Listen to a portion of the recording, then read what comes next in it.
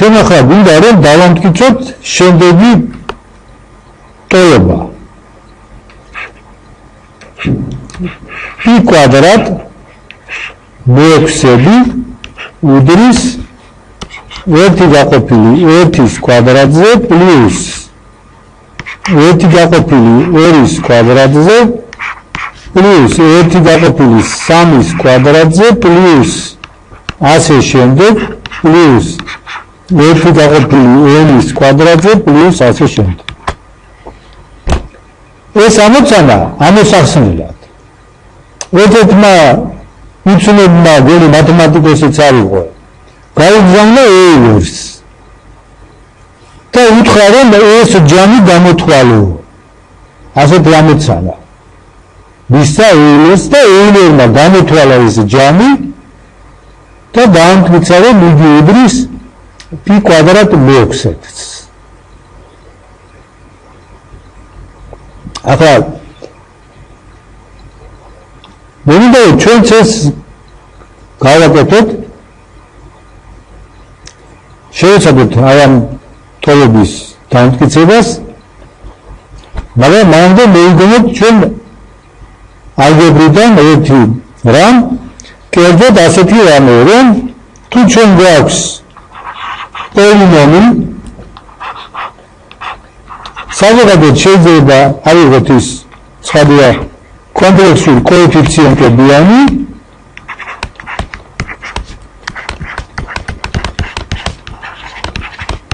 მაშინ ის იშრება ასეთ ნამრავლად x - x1 x -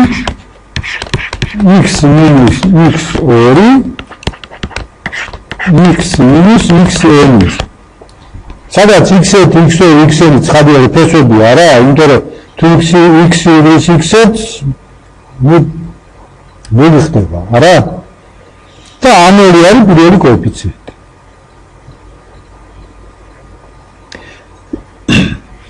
ახლა ჩვენ შეგვიძლია ჩავთვალოთ რომ a-n მეტია ნულზე. უბრალოდ a-n მეტია ნულზე კი არა, a-n არ უდრის ნულს. უნდა თუ a-n ნულის ტოლია, მაშინ რა შეგვიძლია x-ი მას ქონია ერთი ფესვი, ასეთი x-ი უდრის ნულს. ამ x გაიდათ ჩხილებს გარეთ. ხო? მე ჩხილებში რაღაც დაგჭება პოლინომი. იქაც თუ ბოლო ესე იგი a-n ნულია, კიდევ შეგვიძლია გაიტანოთ. და ბოლოს მივახცევთ იმას, რომ a-n ნულს არ უდრის. ამ კიდე ჩვენი პოლინომი იქნება როგორი? z-ი ხარისხად n. აი ახლა მაგალითად ვიყურეთ, თქვა ჩვენი პოლინომი ასეთია, ხო? 2z პლუს 5z კვადრატ მინუს z. თუ z-ს გავიტანთ ჩხილებს რა გამოვა? 2z კვადრატ პლუს 5z მინუს 1 და აქ მივიღეთ ბოლოს ისეთი პოლინომი, აი აქ ჩხილებში, რომის თავისუფალი წევრი ნულს არ უდრის. ახლა აქ ყოფილიყო თქვა სხვა სიტუაცია, თქვა 2z მეოთხე პლუს 5z კუბი მინუს z კვადრატი. აქედან გავიდანით z კვადრატი, ესე იგი მაქსიმალური ხარისხი გაგვაქვს. ჩხილებს გარეთ რა შესაძლებელია, ხო? გამოიქნებოდა 2z კვადრატ პლუს 5z მინუს 1. და ამდენად ჩვენ ესე იგი ან ამდენარებამდე მივართ. ან კიდე ბოლოს მივართ იქამდე, რომ ეს a-n არ უდრის ნულს. ახლა როცა პოლინომი ასეთია, ჩვენთვის ის ინტერესს არ წარმოადგენს. ამიტომ შევთანხმდეთ, რომ ესე იგი ასეთი პოლინომი გვაქვს, რომელშიც a-n ნულს არ უდრის. ახლა ზოგადად წავშლი რომ ხელი არ შეგვიშალოს.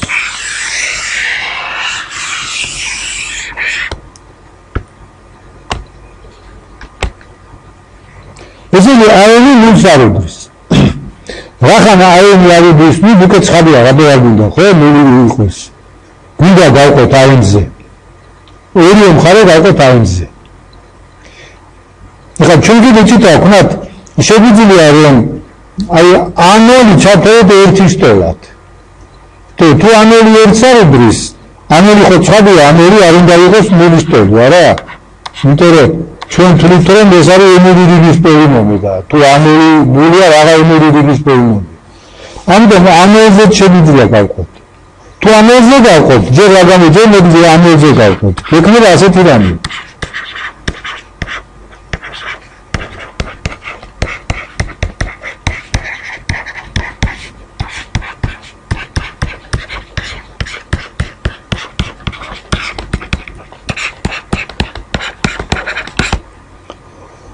ახლა ჩვენ დავბრუნდეთ იქამდე რომ აენი ნულს არ უდრის და გავყოთ ეს ყველაფერი აენზე. რა გექნება?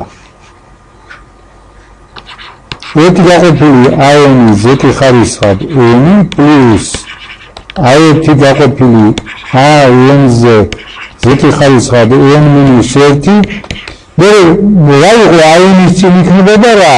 აენ მინუს 1 ზეთი ხო? პლუს ასე შემდეგ პლუს აენ მინუს 1 გაყოფილი აენზე ზეთი და აენზე დავყოთ მივიღებთ 1-ს პლუს 1. რას უდრის? ეს უდრის ეხლა შეცხოვნა გავყოთ აენზე. 1 გაყოფილი აენი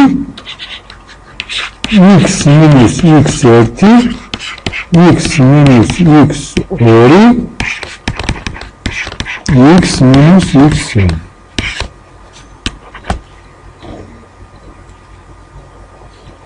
ასეთ ტოლიდან მივიღეთ. ეხლა რა ვქართ უყურეთ. ჩვენ ვიეტას ფორმულებით რა ვიცით? ვიეტას ფორმულებით ვიცით რომ აენი ბოლო რა არის? ანუ დავარქინდა ვიეტას ფორმულები. აქ x1, x2, xn ხომ რიცხვებია. ამიტომ რა იქნება თავისუფალი წევრი? მათი ნამრავლი x1 გამრავლებული x2-ზე ასე შემდეგ x-ზე. რა ნიშანი ექნება? ყველასად -1 ნიშა. გვაქვს n თანამამრავლი, ამიტომ ნიშანი იქნება -1 ხარისხად n x1 x2 xn.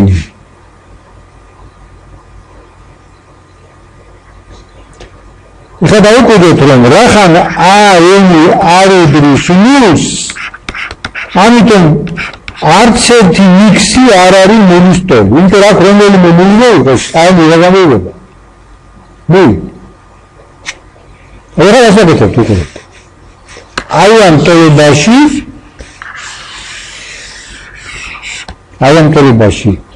აენი შევცვალოთ აი ამ განსახულებით. ხო და აქ არა. აქ დარჩეს როგორც არის. არაფერს არ მიშლის ხელს. სიგი ასაკეთებთ უყურებთ. ეს ისევ გადავწერეთ 1 გაყოფილი, მოდი ესე გავაკეთოთ. აი ეს 1 გაყოფილი აენი ზეთი ხარისხად n პლუს აერთი გაყოფილი აენზე ზეთი ხარისხად n მინუს 1 პლუს ასე შემდეგ პლუს აენ მინუს 1 აენი ზეთი პლუს 1. რას უდრის ეს? ეს უდრის რას? აი აქ ესე იგი არ დაგავიწყეს აენის მაგალითად ამ გამოსახულებას ჩავსვათ. 1 შეფარდებული -1 ხარისხად x1 x2 xn-ზე შევაქვს x მინუს x1 x მინუს x2 x მინუს xn. ეხლა გავაკეთოთ უყურეთ ეს x1 x2 ხო არც ერთი ნულის ტოლი არ არის. ამიტომ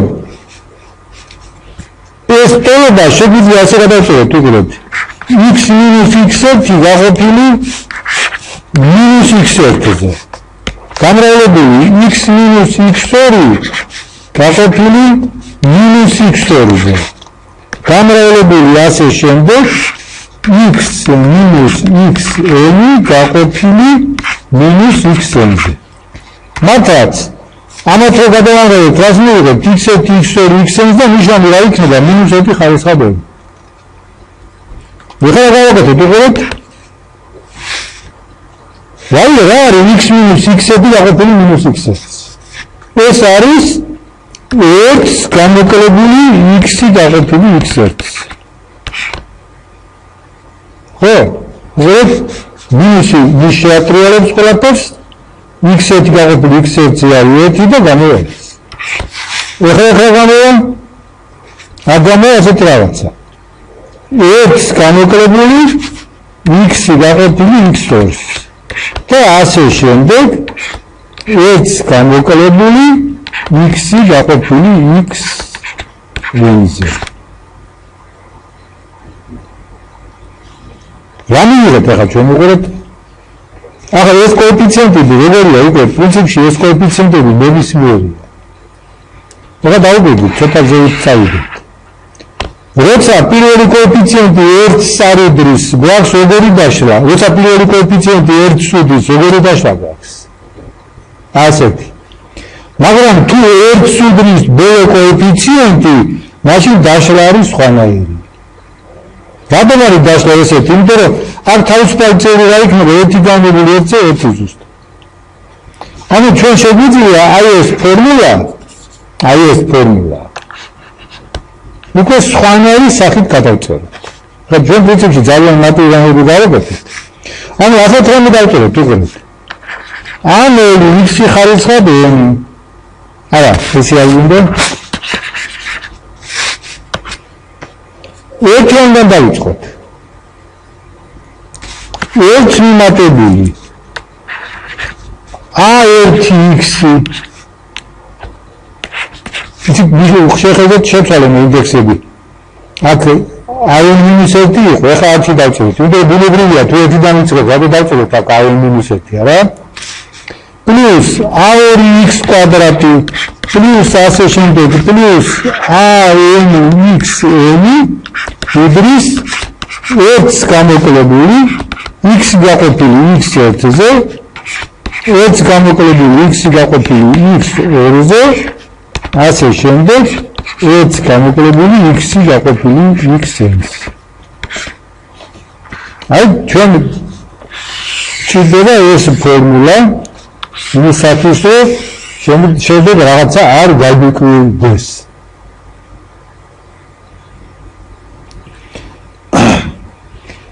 რა ქნა ერერმა. იმისათვის რომ ეს ფორმულა დაამტკიცოს მან განიხილა ფუნქცია sinus x.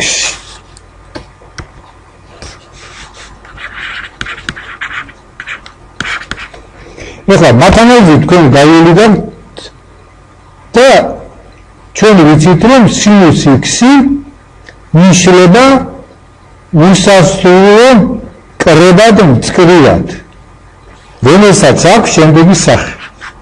x გამოკლებული x კუბ 3-ის ფაქტორიალი პლუს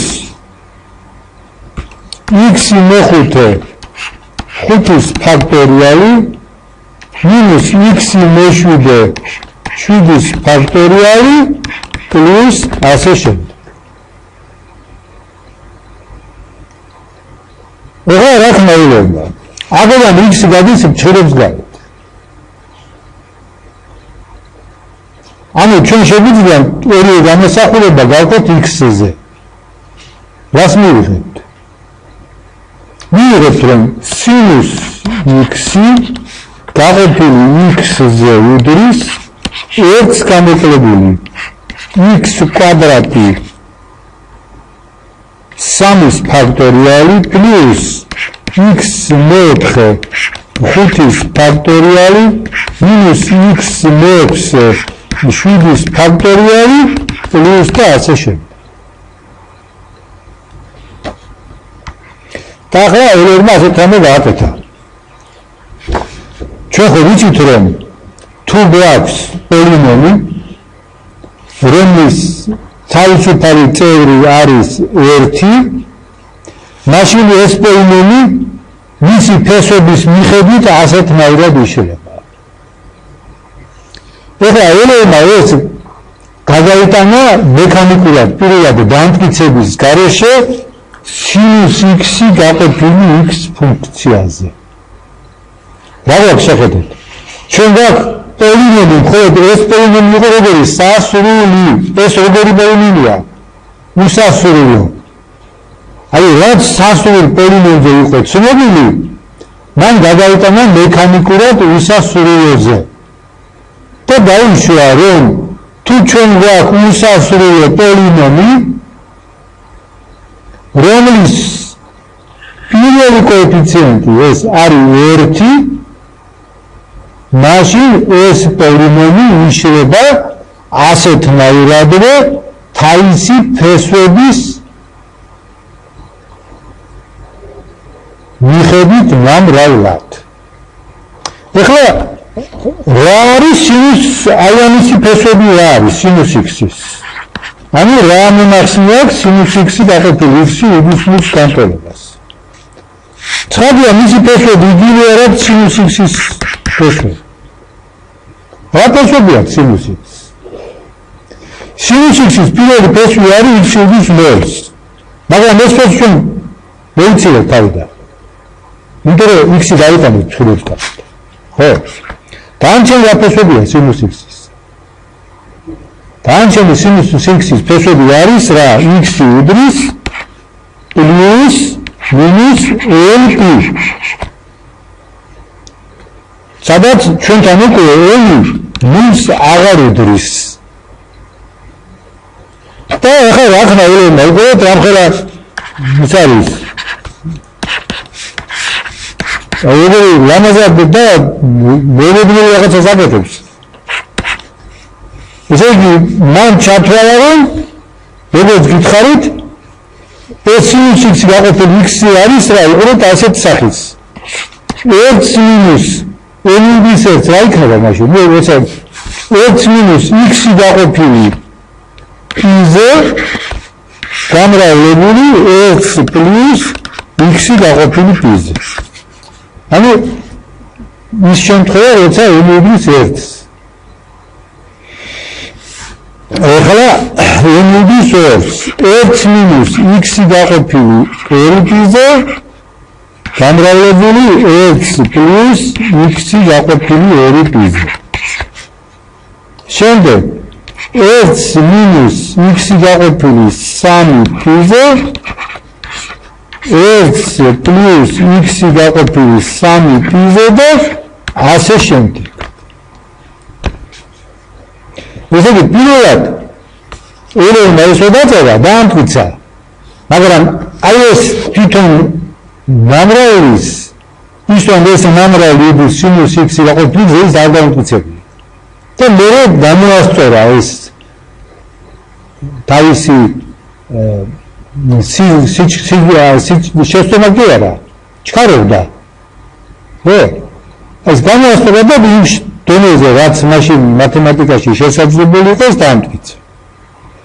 ჩვენთვის ახლა ჩვენ ამას არ დავამტკიცებთ. მაგრამ აი ამის სისწორო ჩვენთვის ანუ უნდა იყოს მეტნაკლებად ცხადი აი ამ ანალოგიით. რომ სასრულ შემთხვევაში ჩვენ ეს ვიცით და უსასრულოშიც ასეთი რამე შეიძლება ჩავთვალოთ რომ სწორი. აი უსასრულო ჯამის ჯამა დაშლა ვიცით ასე თუ ის ხო? აი უსასრულო ნამრავლად დაშალა. ნამრავლად დაშლა ფუნქციის ეს ნიშნავს პრინციპში მისი ფესვების მოძებნას. იმიტომ რომ თუ შენ f(x) ფუნქციას დაშლი ორი ფუნქციის ნამრავლად არა? მაშინ გინდა ამისი ფესვები მოგიძებნო და გინდა ამათი ცალ-ცალკე. და იმედია რომ ეს ფუნქციები უფრო მარტივი იქნებიან ვიდრე საწყისი ფუნქცია. და ფესვებს ადვილად იპოვო. ესე იგი ფუნქციის ნამრავლად დაშლა პირდაპირ არის დაკავშირებული მისი ფესვების მოძებნასთან. და ახლა ერევნა ესეთ რაღაცა ვაკეთე. მაგრამ ამ შემთხვევაში ფესვები ვიცოდით ჩვენ, სინუს x-ის ფესვები. ახლა რა ხდება უყურეთ აქ? აქ არის ორი რიცხვის სხვაობა და ჯამი. ორი რიცხვის სხვაობა და ჯამი. ამიტომ ეს უსასრულო ნამრავლი შეიძლება ასეთნაირად ჩავწეროთ. x minus x კვადრატი გაყოფილი p კვადრატი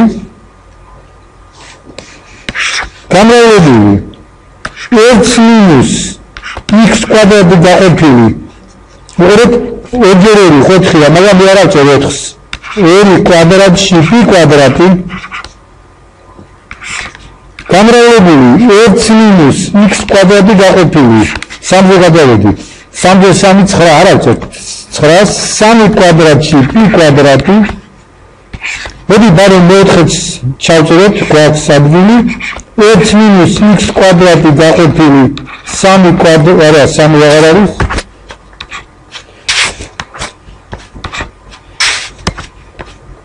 x კვადრატი p კვადრატი და ასე შემდეგ. ახლა ნახეთ. ჩვენ გვაქვს sinus x გაყოფილი x-ის დაშლა უსასრულო მწკრივად და უსასრულო ნამრავლად. ესენი როგორია? ტოლებია. რახან ტოლებია ეს ნიშნავს რომ ამას რო გადავამრავლებთ. არა, ერთმანეთზე.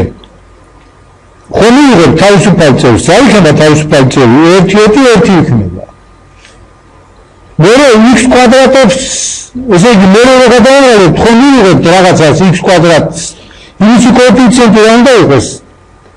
ამისი კოეფიციენტის თორე. x-ი ხარისხად 4-ს რომ იღებთ, ამისი კოეფიციენტი და ასე შემდეგ. ანუ ამას თუ გადავამრავლებთ, ზუსტად ეს უნდა მივიღოთ. მაგრამ ჩვენ ახლა თავისთან ცხადია რომ თავისუფალი წევრი 1-ია, ჩვენ დაინტერესდეთ მარტო იმით, როგორ იქნება აი ამ ნამრავლში x კვადრატის კოეფიციენტი. ნახოთ, აბა x კვადრატის კოეფიციენტი ამ ნამრავლში როგორია. როდის მივიღებთ ამ ნამრავლში ჩვენ x კვადრატის x კვადრატს. აი თქვა ერთ-ერთი თანამამრავლი არის ეს.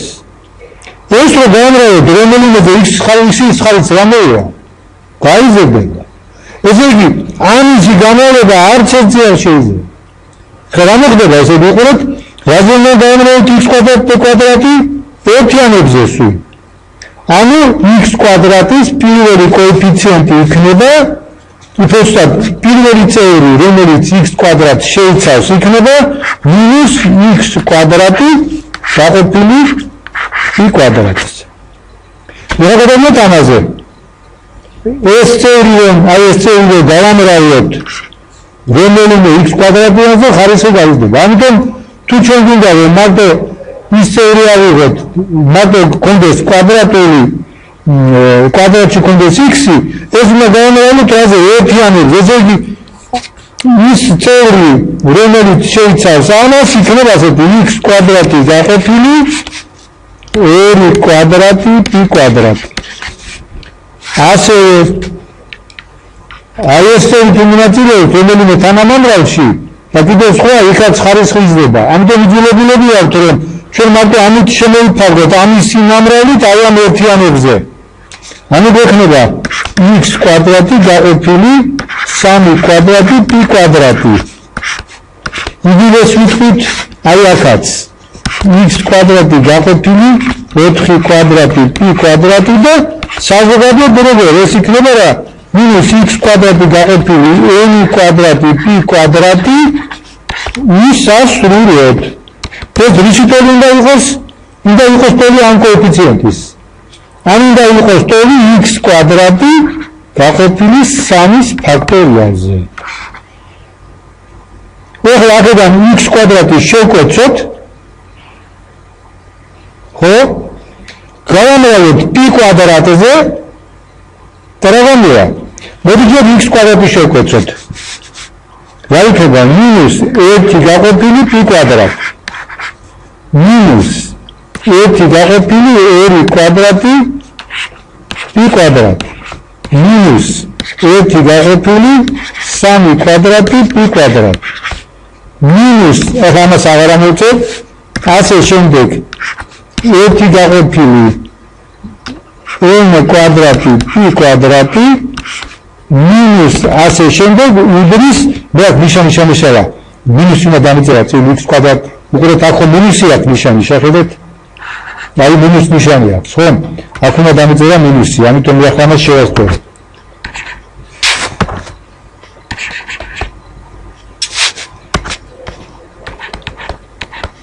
და ბარემ რა ვქნათ, იცით? ეს მინუსიც მოვაშოროთ, ხო სხვა მინუსებია. ამიტომ რას ვიღოთ ახლა? აქ მინუსი მოვაშოროთ და დავწეროთ პლუსები ხოლმე. უდრის 1 გაყოფილი 3-ის ფაქტორიალზე. გავუყურებთ π კვადრატზე. რას მივიღებთ? 1 შეფარდებული 1-ის კვადრატი plus 1 შეფარდებული 2-ის კვადრატი plus 1 შეფარდებული 3-ის კვადრატი plus ასე შემდეგ plus 1 შეფარდებული n კვადრატი plus ასე შემდეგ უდრის π კვადრატი შეფარდებული 3-ის ფაქტორიალზე. რა არის 3-ის ფაქტორიალი? 6. და მივიღეთ ის ფორმულა, რომლის დამტკიცებაც გუნდოთ.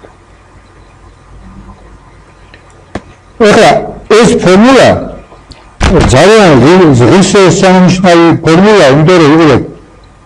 π რიცხვის გამოსახვა ჩვენ არ ვიცოდით აქამდე. ჩვენ არ ვიცოდით. სხვა ვიცოდით. π რიცხვი შეიძლება სხვანაირებას გამოისახოს. ეს ჩვენთვის პირველი გამოსახვა π რიცხვის. მაგრამ ამ ფორმულას აქვს კავშირი კიდევ სხვა, რომელიც უფრო მნიშვნელოვანია. კერძოდ ეს არის რიმანის ცნობილი ამოცანის კერძო შემთხვევა. რომელზეც ჩვენ ვიცით, რომ რომლის ამოხსნაზე დაწესებულია $1,000,000 პრემია. და რიმანის ფუნქცია არის ასეთი ფუნქცია. ის აღინიშნება ტრადიციულად ბერძნული ზიტა ასოთი, ეს ზიტა ქვია ამასოს და შემდეგი სახე აქვს. ზიტა ესი უდრის 1 შეფარდებული 1 ხარისხად ესი plus 1 შეფარდებული 2 ხარისხად ესი plus 1 შეფარდებული 3 ხარისხად ესი plus ასე შემდეგ plus 1 შეფარდებული 2 ხარისხად ესი plus ასე შემდეგ, სადაც ესი არის არა უბრალოდ ნამდვილი რიცხვი, როცა ესი ნამდვილი რიცხვია, ეს მწკრივი კრებადია, როდესაც ესი მეტია 1-ზე და განშლაბია, როცა ესი ნაკლებია ამ ტოლი 1-ზე. მაგრამ რიმანის ფუნქციაში ესი უკვე აღარ არის, მაგრამ ნამდვილი რიცხვი ხდება ამისი გაფართოება კომპლექსური რიცხვების სიტრეზე და მიიღება ანალიზური ფუნქცია და აქ არის ესეთი პრობლემა ასე ჩამოყალიბდება დაახლოებით, რომ ამ ანალიზური ფუნქციის ნულები არის ისეთი, ანუ ფესვები, არატრივიალური ფესვები არის ისეთი, რომელთა ნამდვილი წევრი არის 1/2. მაგრამ ჩვენ ახლა რიმანის პრობლემას ჯერჯერობით ვერ შევეჭიდებით, მაგრამ აი ეს შედეგი, რომელიც ერერმა მიიღო, როგორც გითხარით, არის კერძო შემთხვევა რიმანის ფუნქციის გამოთვლისა, როდესაც ესი უდრის 2-ს. აი ამით დავამთავრებთ ჩვენს ლექციას.